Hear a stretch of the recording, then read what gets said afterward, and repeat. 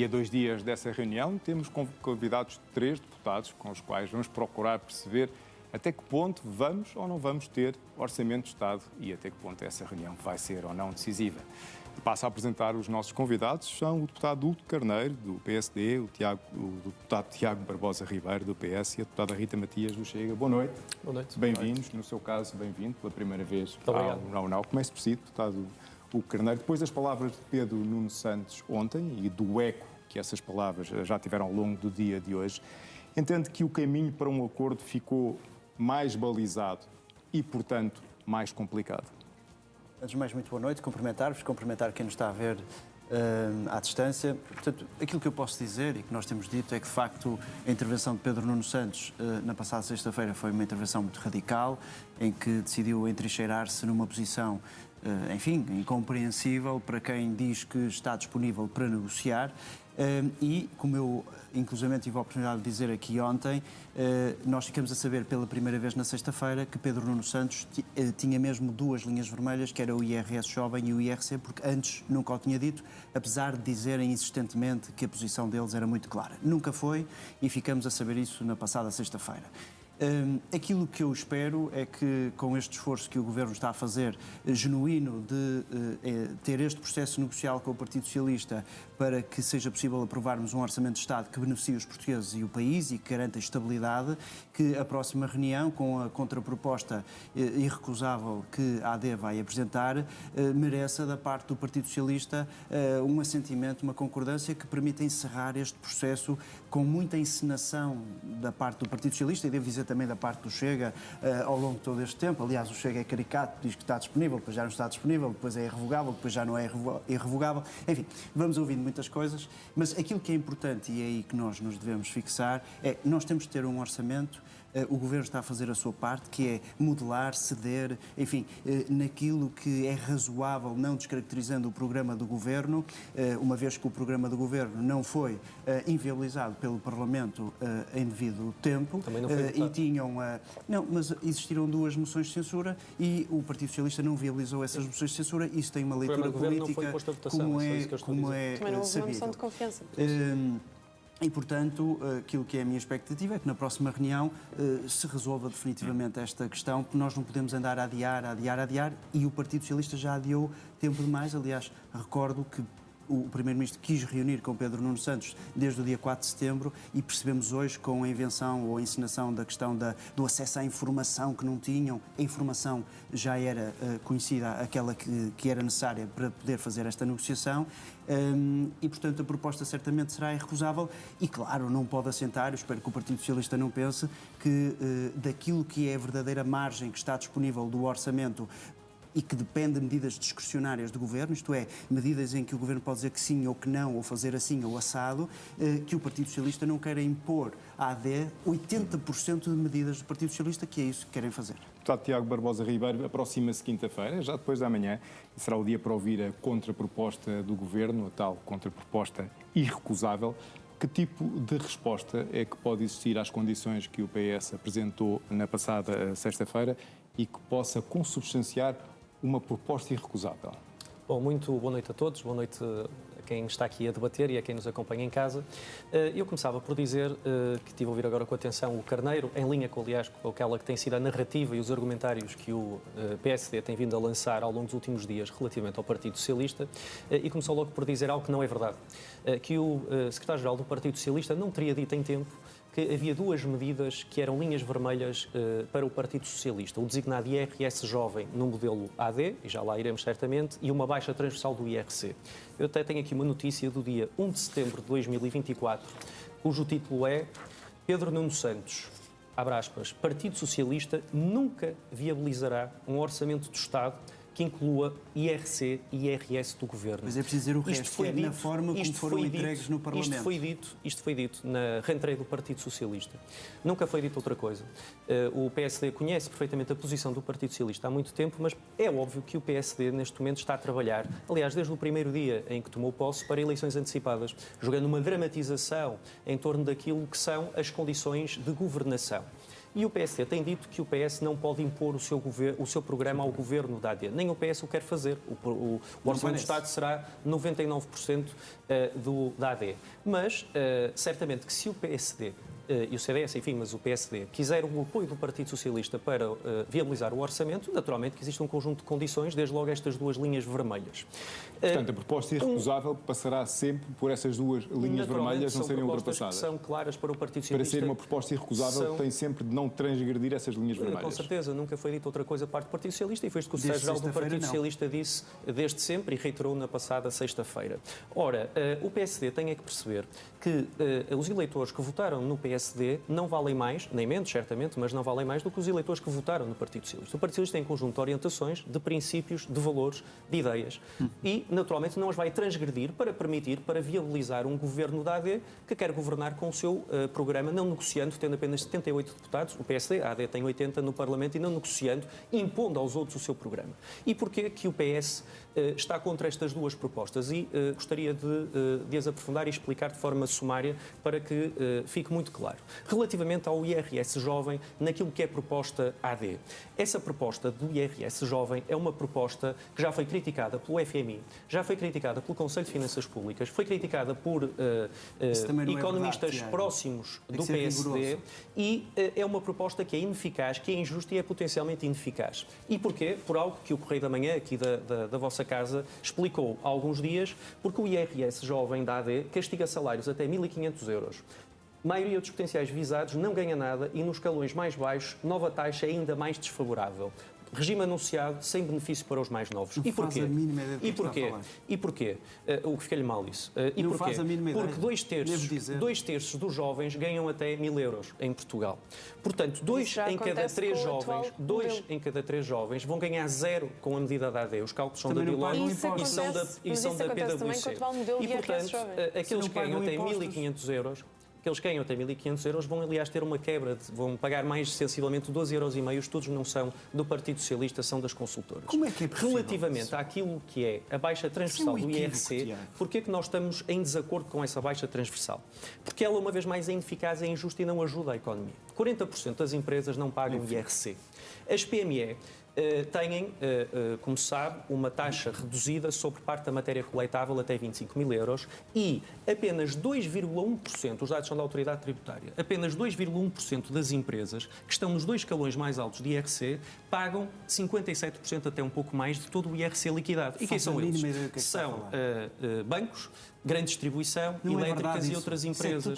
E, portanto, não faz qualquer sentido, a não ser no pensamento mágico liberal da AD, a ideia, como qualquer pessoa que nos está a ouvir entende, a ideia de que vamos baixar os lucros sobre os acionistas das empresas e eles, por magia, vão aumentar os salários. Isso não acontece. As empresas já conseguem deduzir parte da matéria coletável em sede de lucros, por exemplo, com reinvestimento, por exemplo, com apoio à capitalização, apoios a prémios salariais e outras medidas foram implementadas, aliás, pelo Partido Socialista. O Partido Socialista o que discorda é de uma baixa transversal sobre os lucros das empresas, retirando recursos, milhares de milhões de euros, 500 milhões de euros por ano, vezes todos os anos que a medida seja aplicada, em lucros sobre as empresas que naturalmente, não farão reverter esses lucros para os seus trabalhadores ou para a sociedade em geral e, portanto, nós estamos em desacordo com isso. É uma matéria que está explicada, apresentamos as nossas razões, não concordamos com elas e certamente não as aprovaremos caso elas estejam no Orçamento do Estado. Deputada Rita Matias, mais uma vez, faço-lhe uma pergunta muito semelhante à que lhe fiz ontem. Depois de ouvir o que ouviu, que expectativas é que o Chega ainda tem em relação a esta reunião da próxima quinta-feira? Antes de mais, as expectativas são poucas. Boa noite a todos. Dizer que aquilo que estamos a assistir é um cenário de teatro e de drama político onde as duas principais forças políticas estão a querer precipitar eleições. Porque, vejamos, o único líder dos 3 maiores partidos que neste momento não tem a cabeça a prémio no seu partido é André Ventura, porque a sua liderança é incontestável e o partido está unido e num cenário de eleições onde o Chega cresça, André Ventura continuará a ser o líder do Chega e se num cenário de eleições o Chega até decrescesse e perdesse deputados, André Ventura continuaria a ser o líder do Chega. Agora, Pedro Nuno Santos está numa situação complicada porque se viabiliza este orçamento, sabe que tem a oposição interna à perna. Já Luís Montenegro também está desejoso de ir a eleições porque tem aquele saudosismo cavaquista, acha que é assim que vai conseguir consolidar uma maioria que não conseguiu consolidar anteriormente e, portanto, vemos aqui um cenário onde todos tentam acenar potenciais eleitorados, a AD muito apostada nos jovens, o Partido Socialista no seu eleitorado mais tradicional, um eleitorado eventualmente mais idoso. Agora, aquilo que é fundamental de perceber é que PS e PSD são mesmo a mesma coisa. Porquê? Porque estamos aqui com discussões exacerbadas sobre o tema do IRC e do IRS jovem, que, de acordo com o deputado Carneiro, que aqui esteve ontem,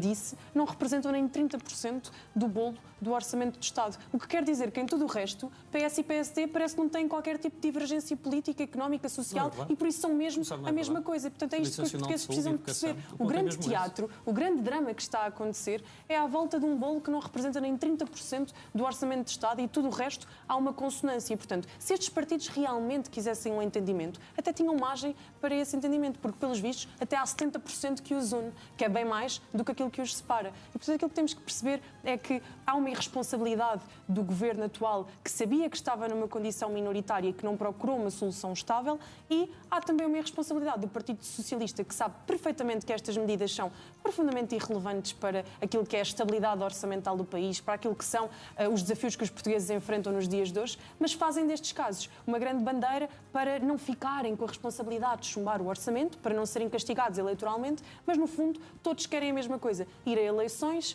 por um lado, para salvar a cabeça dos seus líderes, por outro, porque andam enganados a achar que se formos a eleições vão conseguir esvaziar o Chega. Mas se têm essa ideia, olhem para aquilo que aconteceu no domingo, vejam a capacidade de mobilização que o Chega tem na rua e pensem se Partido Socialista ou Partido Social Democrata teriam essa capacidade de mobilização. Isso aqui é falar da Madeira. Deputado de Carneiro, aceitando que são, no fundo, 30% do bolo orçamental que estão aqui em causa, não deixam de ser 30% que são considerados como a pedra angular da política económica do Governo. E também, enfim, o sustentáculo daquilo que o Governo vê como modo de crescimento da economia do país. Sendo que, nas condições que o PS apresentou na sexta-feira, está um modelo de crescimento alternativo. Porque, obviamente, qualquer partido que queira governar um país, o que quer é o crescimento da economia. O que eu lhe pergunto é uma questão ideológica ou uma questão de falta de confiança nas condições que o PS apresenta que impede o Governo de as adotar ou adaptar? Eu gostava de explicar aqui aos portugueses, porque eu acho que é muito importante que as pessoas percebam do que é que estamos a falar, porque depois temos dados que são dados desvirtuados, apresentados de forma desvirtuada. São. Não são. Mas eu vou explicar, Tiago, se me permitir. Não são os dados do Instituto Sá Carneiro que... Sim, com certeza. É uma boa forma de tentar fugir à questão. Se quiserem fazer um zoom, podem fazer um zoom. Isto é um quadro de políticas invariantes que foi entregue pelo Governo obrigatoriamente, como tinha que fazer, em agosto, no Parlamento. Este quadro de políticas invariantes fixa a despesa que já está comprometida para 2025 e que resultam de decisões que foram sendo tomadas ao longo do tempo, para lá de tudo aquilo que o orçamento contém, que é rígido e que é impossível de mexer, não é? Portanto, aquilo que eu explicava ontem... Tiago, se me permitir. Sim, portanto, aquilo que eu explicava ontem, portanto, a compra de tinteiros, a compra de papel, pagamento de salários, pagamento de combustíveis, portanto, todas essas despesas que não dá para mexer. Este quadro tem aquelas medidas que comprometem o orçamento de 25. E esta primeira parte que aqui está em cima são despesas que eu posso dizer, despesas com pessoal, pensões, sistema de incentivos fiscais que estão em vigor, PPPs rodoviárias. Portanto, temos aqui 3.500 milhões de um total de 5.773 milhões que comprometem o orçamento de 25. E isto acrescem duas componentes. Decisões já tomadas pelo Governo, por exemplo, as negociações que foram tidas com as forças de segurança, com os professores, o complemento solidário para idosos, tudo isso, que totaliza 1.512 milhões de euros se incluirmos o IRS jovem, porque também está nesta tabela, e depois existem medidas aprovadas pelo Parlamento, medidas que foram aprovadas pelo Partido Socialista com o apoio do Chega à revelia do Governo, que totalizam, IRS que está em vigor Tiago, se me permitir, que totalizam 740 milhões de euros. O que é que o Partido Socialista quer fazer? O Partido Socialista quer tirar o IRS jovem, não aceitando sequer qualquer modulação da parte do âmbito discrecionário do Governo, daquilo que o Governo pode decidir, e passar para a parte de baixo, que é aquilo que o Partido Socialista decide. Isto significa que nós, no final, teríamos o Governo a decidir decisão discrecionária, isto é, aquilo que está na competência do Governo poder decidir para o próximo ano, 512 milhões de euros, ponto. E o Parlamento, com o Partido Socialista, iria decidir 1.740 milhões de euros, que é os tais cerca de 2 mil milhões que hoje o Primeiro-Ministro referiu. Isto significa que o Partido Socialista quer decidir 80% das medidas discrecionárias do orçamento, que é aquilo que é relevante. Os dados sobre o IRC e sobre o IRS? Não. Em que é que desmente o que eu disse? Disse que eu não estava a dizer a verdade nos dados do IRC não está a e do IRS. dizer, mas eu já lá vou. Eu estou a explicar o 1% que também se referiu. A noite toda. Não, eu sei que não. Mas disse tantas mentiras que eu tenho que desmenti-las todas uma a uma. Vamos lá ver. Portanto, o 1% está resolvido do Partido Socialista. Sobre o IRC, 98,2% das empresas que são micro, pequenas e médias empresas pagam 63% de todo o IRC. Talvez o Tiago não saiba. O que significa 2,1% das empresas, 2,1% está a brincar com os números, está a brincar com os números. E estes também são dados do dossiê estatístico da Autoridade Tributária. 2%, desculpe lá, porque isto tem que ficar muito claro. Porque não, diga, está a dizer coisas graves, está a dizer que estou a mentir. Está a mentir. Para começar, fica-lhe mal essa arrogância e depois fica-lhe mal mentir. Mas está a mentir. 2,1%, Hugo, 2,1% das empresas, sim, nos dois escalões mais elevados de IRC. Quais é que são esses escalões? 2,1%. Quais é que são esses escalões? 2,1% das empresas. 2,1% das empresas. Está a meter as médias empresas. Pode tentar interromper, não adianta. 2,1% das empresas, nos escalões mais elevados de IRC, pagam 57,3% da matéria coletável. Está a enganar as pessoas. São dados autoritários e desafiliados ao fact-checking no final do debate. Eu também desafio. Sabe porquê? Porque está aí a colocar as médias empresas. E as médias empresas não são grandes empresas como o Tiago quer fazer transparecer às pessoas. E, portanto, não é verdade, são dados da autoridade tributária.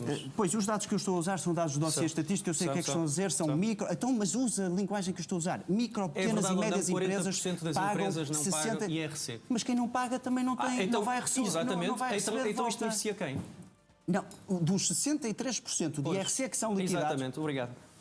Não, quer dizer, não me deixa explicar. Não, auto-explicou-se. Então, se 40% confirmou o que eu disse, que 40% das empresas, se 40% das empresas não pagam IRC. Tiago. E se 2% das empresas pagam 60% da matéria coletável, isto vai beneficiar quem? Eu explico-lhe. Posso explicar? Sim. 98,2% das que pagam, se olhar para o universo de mais de 200 mil empresas que pagam, mais de 200 mil empresas que pagam, Tiago, não está explicado, não. Mais de 200 mil empresas que pagam, 98,2% pagam 63%. E são micro, pequenas e médias, não são as grandes. E o senhor devia ter cuidado com aquilo que diz, porque está a tentar enganar as pessoas. Mas deixe-me... falta de noção tremenda, na medida em que o IRS jovem do Partido Socialista, que também foi uma medida propaganda e bandeira do Partido Socialista, não beneficia nem 50% dos jovens. Portanto, se é pela fatia de beneficiários que nós olhamos para a qualidade das propostas, então a grande hipocrisia também começa no Partido Socialista. Agora, o que as pessoas... O Chega mas não estamos nos Açores nem na Madeira. Não vem nem precisa. Eu acho impressionante é que tenta enganar as pessoas. Enquanto estamos a discutir percentagens que não interessam a ninguém, os portugueses lá fora pensam que os hospitais não funcionam, as escolas estão como estão, os professores estão descontentes, há insegurança nas ruas, há imigração, e nós estamos aqui a discutir que 40% das empresas não pagam IRC. Deixe-me só acrescentar uma coisa, muito rápido. É que o Tiago não deixou desmentir tudo, porque foi interrompendo e tentando enganar as pessoas. O Tiago diz que o FMI critica o IRS jovem, mas não diz que o FMI, não diz que o FMI, no mesmo estudo que fez para Portugal, na análise, elogiou a redução do IRC. Porquê é que não se refere a isso? Porquê é que não se refere a isso? O Conselho de Finanças Públicas não criticou o IRS eu conheço esse relatório, o Tiago leu. O Tiago leu esse relatório. O Tiago não conhece. Não leu. Sabe porquê? Porque aquilo que o Conselho de Finanças Públicas diz... As jornadas parlamentares já acabaram. A melhor forma de não explicar às pessoas o que é que está nesse relatório é criar este barulho. Tiago, esse relatório, aquilo que diz é que... É que vamos entrar em déficit. Não vamos entrar. Permita-me que momentaneamente eu retome a condução do debate. Eu peço desculpa, mas eu gostava de explicar isto porque... Sim, mas no calor do momento já fez uma série de considerações é verdade. E uma série de declaramentos em relação àquilo que considera ter sido imprecisões do deputado Tiago Barbosa Ribeiro, a quem eu coloco a próxima questão. Ouvimos há pouco o Primeiro-Ministro dizer que vai ser necessária boa-fé nas negociações. Neste estado de coisas, a boa-fé basta? Eu acho que é importante boa-fé, mas é sobretudo importante perceber se o PSD quer ou não aprovar um orçamento do Estado. É importante não mentir. Isso é que é importante. É importante perceber se o PSD quer ou não aprovar um orçamento do Estado. No âmbito desta boa-fé que o Primeiro-Ministro falou, com aquela candura que lhe reconhecemos, ignorou que ontem mesmo o Ministro da Agricultura insultou o secretário-geral do Partido Socialista, acusando tudo e mais alguma coisa na inauguração de uma feira de agricultura. Ignora aquilo que tem sido as intervenções do líder parlamentar do PSD relativamente a esta matéria. E ignora, por exemplo, aliás, o comportamento que o Carneiro está a ter aqui esta noite e que demonstra o espírito com que o PSD quer negociar e dialogar com o PS nestas matérias, que é acusando o PS de mentir, que é acusando o PS de ser radical, que é acusando o PS de ser inflexível e extremista. O PS não está de acordo com duas medidas que são mais do que justificadas as razões pelas quais nós estamos em desacordo com elas, por razões de justiça retributiva, por razões de equidade fiscal, por razões de modelo económico e desenvolvimento do país. Medidas, aliás, criticadas por muitas pessoas que não têm sequer simpatia ou proximidade ideológica ao Partido Socialista e por instituições insuspeitas também dessa filiação. E, portanto, neste tipo de debate e neste tipo de compromisso orçamental, nós percebemos, no fundo, que não parece que o PSD queira verdadeiramente chegar ao entendimento. Aliás, um orçamento do Estado negocia-se durante meses. O Orçamento do Estado tem que ser entregue no dia 10 de outubro, na próxima semana, na Assembleia da República, e continuamos com este jogo que o PSD quer envolver os restantes agentes partidários. Encerro consigo, deputada Rita Matias. O Chega tem alimentado, de certa forma, a narrativa de que tudo está combinado entre o PS e o PSD. Perante as evidências, não será a boa altura para atualizar essa tese?